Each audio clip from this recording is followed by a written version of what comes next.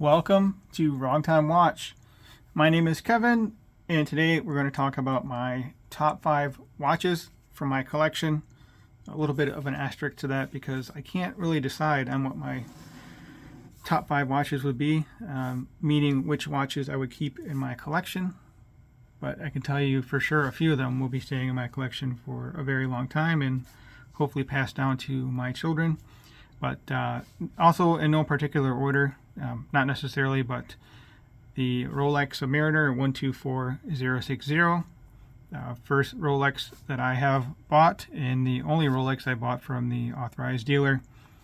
I wanted a Rolex watch for at least 20 years. It took me 20 years to buy this watch.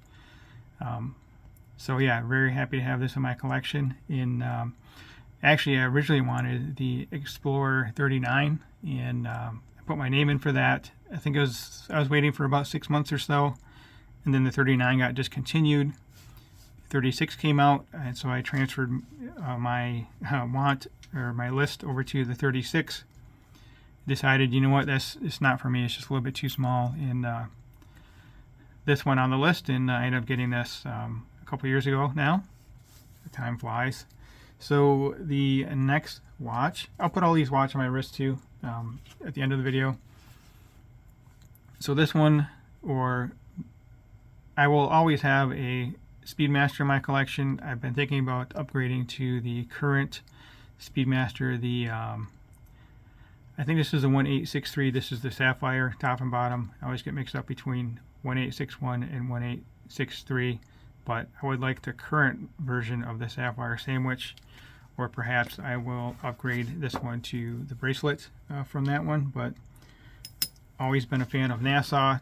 I remember going to Kennedy Space Center back in the 90s as a kid, and seeing all the pictures of the Speedmasters down there in the Space Center, and thinking, man, how cool it would be to have a Speedmaster just like all the astronauts. And I'm like, man, that's crazy price to pay for a watch. But anyway, many years later, I ended up buying this one. I bought it used, so I would think I will always have a Speedmaster in the collection. So the third watch, number 3, is the Grand Seiko Snowflake. The spring drive is just mesmerizing. I mean, it's just amazing looking at that smooth sweep. Finishing on the watch is amazing. The Zaratsu polishing, and I like the texture of the dial. So when I think of Grand Seiko, this is the watch that I think of. And also when I think of Omega, I think of the Speedmaster. And then Rolex, I think of a couple different watches. My Grail watch is the Rolex Pepsi GMT, but probably very unlikely that I'll be able to get that from an authorized dealer, but one can dream, right? So anyway, I bought this watch used as well. I think there's some scuffs and stuff on it, but I don't wear this one as much as I like, and every time I pick it up out of the watch box, I'm just amazed at how light it is. It's a very light watch. It is a little bit thicker than I would like. I kind of wear this as my dress watch, but amazing finishing on the movement. And then I like looking at the I think that's the balance wheel there. It's just kind of spinning freely right up there at the top, and then you can see just below that, you see that gear spinning in there. So very cool watch, very cool technology. Yeah, fingerprint magnet, and it took the gentleman over 20 years to develop this movement. I forgot his name, but he works for Seiko in Japan. So on to number 4. That will be the Rolex Explorer.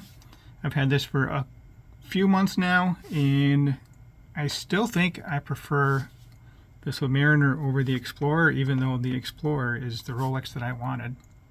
It's the Rolex I wanted to buy after waiting for 20 years.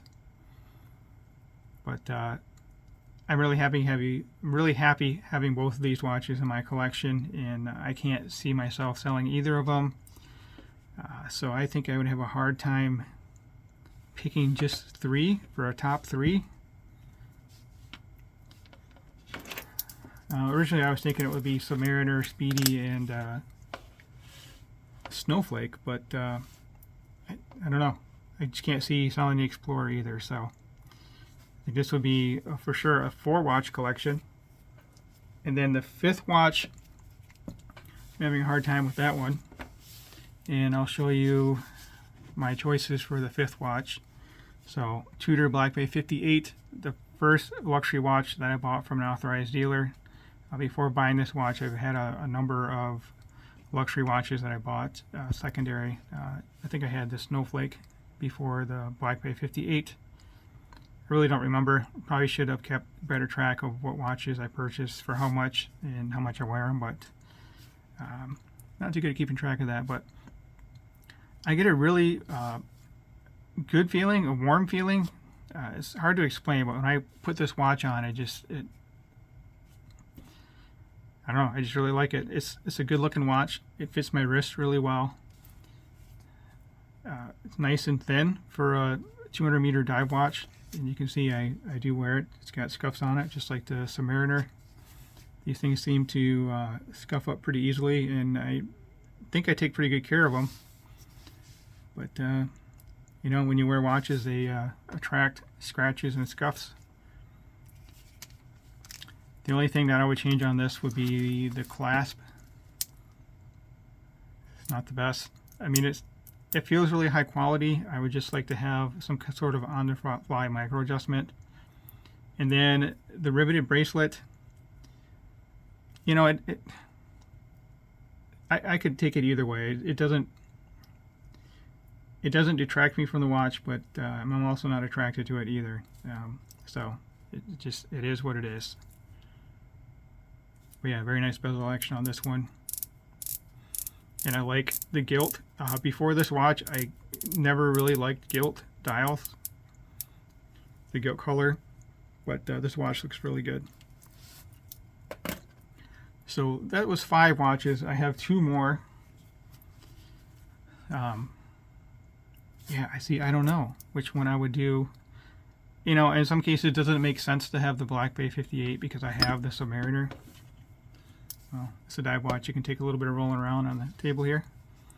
So, you know, these are very similar. The Black Bay 58 is basically a homage to the 1958 Rolex Submariner.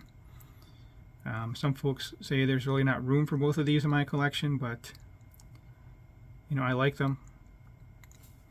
I don't really go to, I would say, any dangerous places, but if I go somewhere where I don't want to be wearing the Submariner, then I'll wear the Black Bay 58, but it's still an expensive watch, right? I think they're $4,000 new now, and this one $9,000 or so.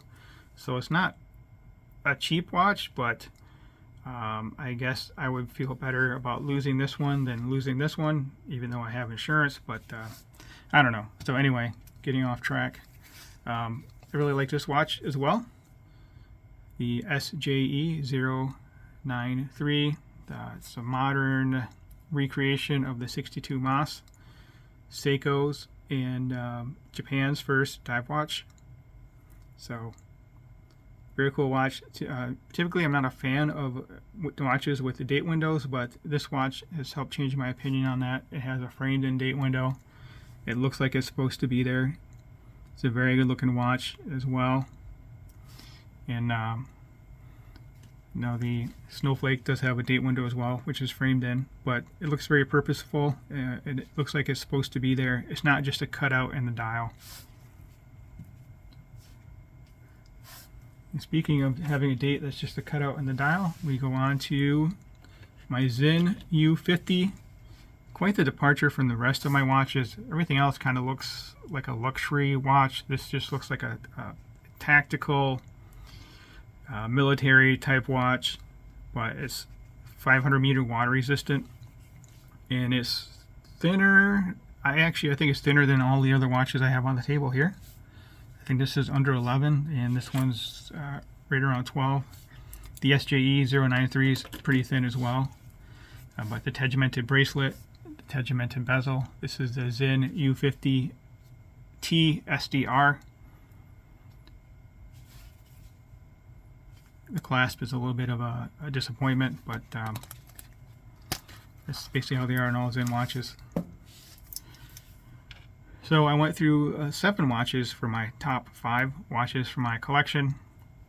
So if you could put down in the comment section which 5 watches you think I would keep from this collection. But saying that, I really don't see myself selling any of them. But if I have to, I have to. So, all right, let me put this one on wrist. And I did just recently add a link to this. I must have added and removed the link from this watch 5 or 6 times now.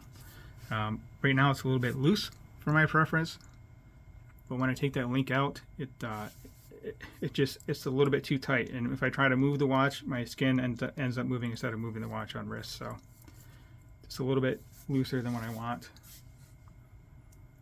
And the micro adjusts on this are fairly long or wide, and I think the spacing of these 3 micro adjusts is the same as a link.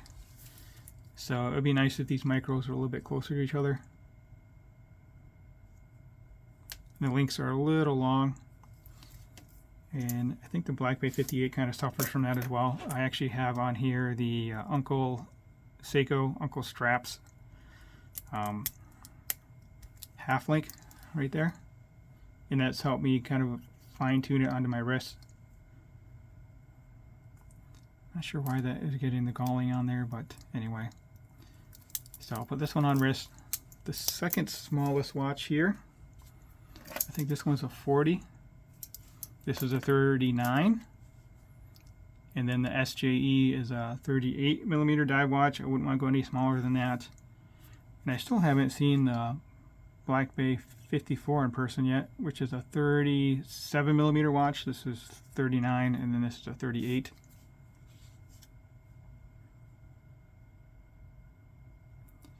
You know, I might have to wear this watch for the rest of the week. I have had the Explorer on wrist. So, Black Bay 58. And I do have this on an aftermarket strap. The factory strap is a silicone strap, and I just can't wear silicone anymore after experiencing FKM rubber.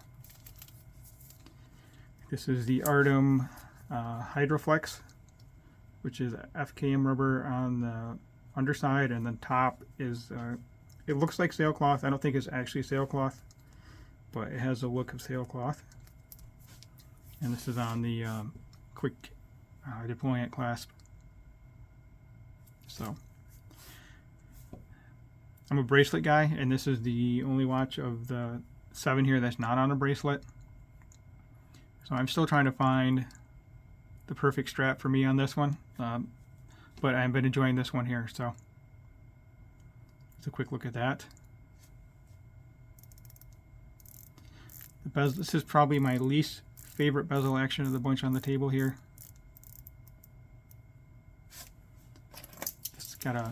It's a tactical watch, and the bezel has a tactical feel to it. You can probably hear that. 60 click, nice solid click. And actually the alignment is off on this. I still haven't fixed that. I'll get around to that one of these days. But you can see that it's off about half a click or so. So there's screws on here that you can remove, take the bezel off, and then there's a couple of holes in here that you can then realign that spring, that click spring. Okay, let's go on to Grand Seiko Snowflake. You know, I just had this in hand. I picked up again, and I'm like, man, this thing is light. And it is. It's a really light watch. Titanium watches will do that to you. This is the grade 5 titanium. A little disappointed in the clasp on this, but I can deal with it. But I would like some micro adjusts. But Grand Seiko doesn't do that. So, such a good looking watch. I know some folks don't like the power reserve. I don't mind it. Gives a little bit different of a look. And it's such a cool dial texture on this. See if you can, yep, there you go. You can see that there.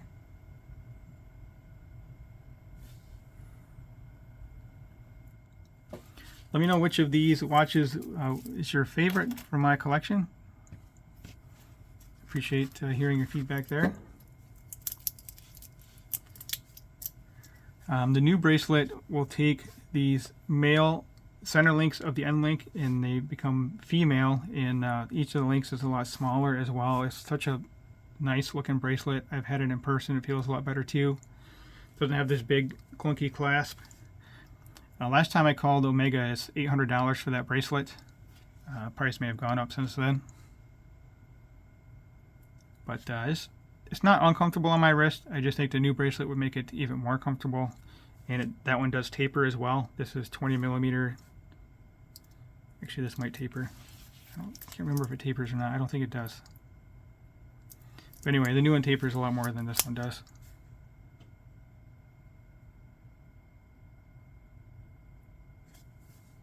This might go from 20 down to 18. I think a new one goes from 20 to 16. Alright, and then we have the Explorer. This watch is super comfortable, and I think it's kind of under the radar for Rolex. And I think this one's a little bit under the radar. The ceramic bezel is a little bit flashy, but it does not have that Cyclops, which I think most people kind of associate with Rolex. I was going back and forth on getting a 114270, which is 36. The current 36 is the 124270, which is more closer to 35 than 36. But I'm happy I went with this one. I was able to purchase this from a friend who was selling it, so I felt like I had to jump on that.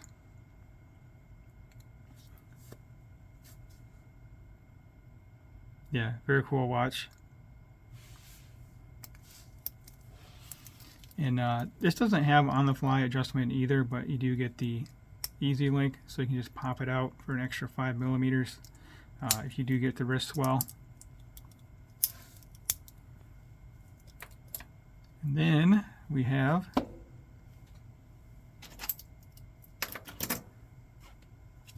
my Submariner. If I can find where the heck I put that thing. Oh, here it is. Oh yeah. Haven't worn this in a while. But it is my most worn watch of 2024. Really been enjoying this thing. Super comfortable on wrist. I like the glide lock, although I very rarely actually use it for its intended purposes, which in my mind is, well, it's supposed to be a dive extension too, but I'm never diving with this watch. And it just allows me to loosen it up if need be. But I really haven't had to do that. Well, that will conclude this video, looking at my top 5 watches, which is actually more like 7 watches. So, as always, thank you for your time, and thank you for watching.